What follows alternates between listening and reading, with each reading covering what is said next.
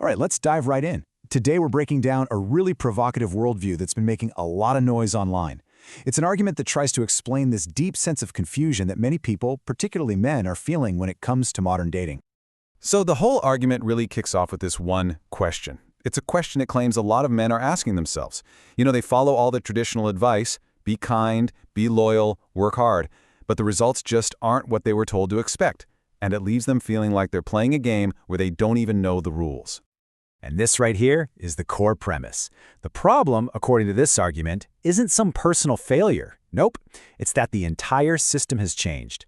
That foundational playbook for relationships, the one passed down for generations, well, this viewpoint claims it's been totally rewritten and nobody sent out the memo.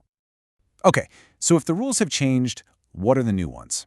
This next section breaks down how things supposedly shifted from a dynamic built on connection to one that's all about competition. This is how the source frames that big change. It argues that the virtues that used to be the bedrock of relationships, things like loyalty and sacrifice, aren't the main currency anymore. Instead, they've been replaced by these really transactional concepts: leverage, competition, and a constant search for validation from others. And this really gets to the heart of it. The central claim here is that relationships have stopped being about mutual devotion and have become a system that's all about power dynamics. In this view, it's less about who you are as a person and more about what you can provide in this new marketplace of attention. So, what caused this huge shift? According to the source, the root of it all is a completely new kind of economy, one that's built on a single, powerful commodity: attention. So what is this attention economy? Well, the argument defines it as a marketplace where female attention, which was once seen as something rare and earned, is now just mass-produced. And because of that, the source claims the effort men traditionally put into earning that attention has been fundamentally devalued. And here we have the alleged engines of that new economy. The source specifically points the finger at platforms like Instagram, TikTok, and OnlyFans. It claims they're the ones responsible for turning simple validation into a commodity. Every like, every follow, every subscription, it's all framed as a transaction in this new marketplace. This quote from the source really captures the personal impact of this whole attention economy. The argument is that a partner's attention is no longer exclusive. It's now up for grabs, with a global, faceless crowd online competing for it 24/7. And in that kind of environment, how can traditional loyalty possibly survive? Now, this shift, according to the source, doesn't just stop at individual relationships. The consequences ripple out and lead to what it describes as a total breakdown of the foundational structures of society itself. The source calls this the ancient order.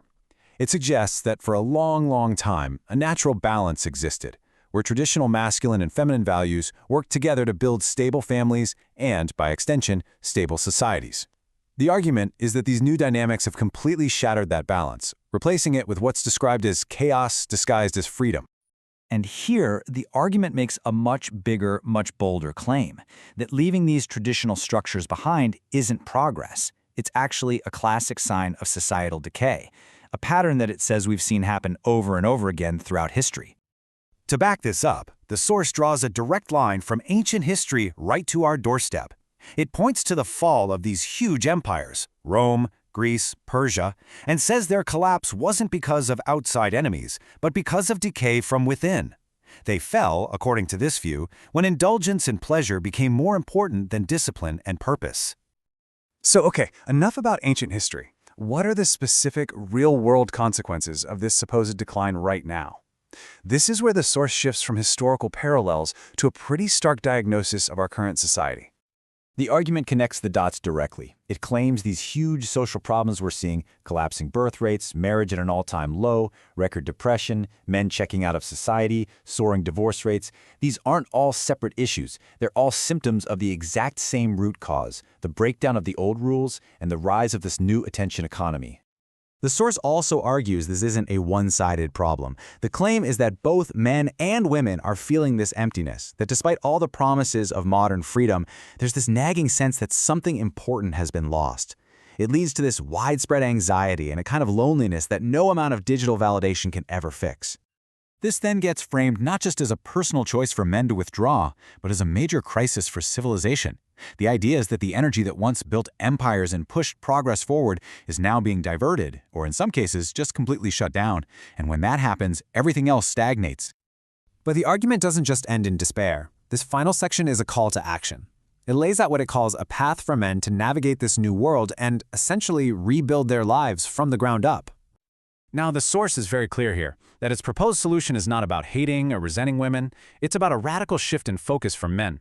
It's a call to stop looking for external validation from others, and instead turn inward to find a personal mission and a real purpose.